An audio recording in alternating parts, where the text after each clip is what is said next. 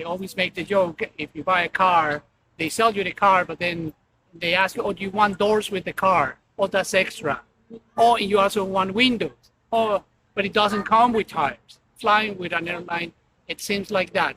It's always something. It's the extra luggage, the carry-on, the seat, getting to the gate first, getting the luggage first. So everything has a price. Air travel has become unpredictable these days around the world, in Canada, in US, across the globe, from delay to cancellation, the prices lost in baggage, components of their trip and the likes. Have you traveled by air in the past year or recent months? Yes, I have. I have traveled a few times. What has been your experiences traveling? In the last 12 months, I guess I have luck with missing out on the challenges regarding lost luggage. However, over a year ago, my flight was actually overbooked. So I was actually given a choice to then fly the following day, where then I have to face challenges about retrieving my luggage and not getting it on time, and getting to a hotel, then coming back to the airport and to realize there was another delay. So I think that you learned with different airlines in Canada how they cope and deal with those challenges. How would you describe local travel to international travel? Do you find it more comfortable when you travel locally or when you travel internationally? I don't particularly see a major difference between local and international. I think it varies mostly by the airline. So there are low cost airlines, both in Canada and other countries, and they're the premium experience, but overall, depending how much you pay, you get what you pay. So I always make the joke, if you buy a car, they sell you the car, but then they ask you, oh, do you want doors with the car? Oh, that's extra. Oh, and you also want windows. Oh, but it doesn't come with tires. So with the airline, flying with an airline, it seems like that. It's always something. It's the extra luggage, the carry-on, the seat, getting to the gate first, getting the luggage first. So everything has a price. Do you have to pay extra on top of what you usually pay before? It certainly has increased, and quite substantially. I think the prices of international price of oil has skyrocketed because of the fuel jet. So then on your ticket, you end up paying the premium depending when you buy the ticket. So maybe if someone was flying next month, they bought the ticket before the Iraq-USA war, probably they wouldn't be taxed with the extra cost. But nowadays, if I fly anywhere, I'm paying a premium just because of that. Cost is increasing. The airlines are supposedly paying more to their employees. There are strikes like WestJet. So I think we'll pay the price, and it's not going down. What do you worry about the most? Could it be the prices of the ticket going up or the safety of your trip? I think cost it's kind of a major reason why people choose to fly or not.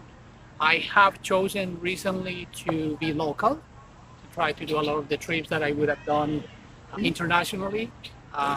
Certainly, relationship with USA have shifted the way we travel. Many of us might have thought of going to the States, but we either decided to do it locally or go elsewhere.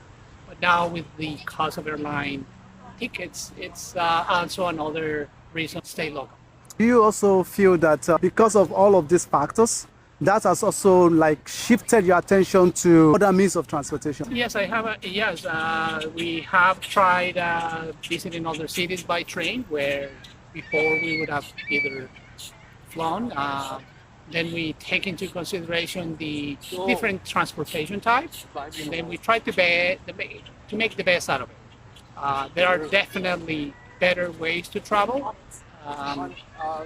And just not airlines. And sometimes you might have to postpone your trip, but if it is something that is inevitable that you do have to travel, then you gotta choose the proper airline, the best times of the day, that accommodates whether you want to stop at more than one airport to make it cheaper or not.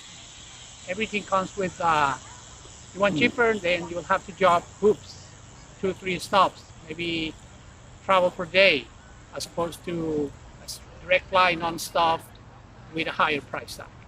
Do you prefer the non-stop direct flights or you prefer the layover? Would you say in your own travel experience, would you say you've had not just only delay or cancellation, have you by chance mixed your flights maybe as a result of, connecting? I would prefer non-stop because I know for certain that despite major delays, I know approximately what time I'll be arriving. When you are adding additional stops, then you are at the mercy of the weather, the traffic of the airport, how soon they got the luggage. So you could be faced with larger delays. And often every time I have a layover, then there is almost a greater chance that your connection flight will be delayed. Or you might miss the flight because your initial flight arrived too late. And then your next flight will be not half an hour later, but 7 or 8 or the following day. You travel locally sometimes. Have you by chance fly to like Vancouver, maybe in recent months or in recent years? Yeah, I did a trip less than a year ago to Vancouver, and then we flew direct and also with a stop. What was your experience when you traveled to like Vancouver? It also depends how much you pay. If you go with the low airline, the seats can recline the seats. The space between seats it's so much less than if you paid an extra cost for going to a regular airline like. So then those decisions sometimes you have to take into consideration for the next trip. You want to pay less and then have an uncomfortable flight.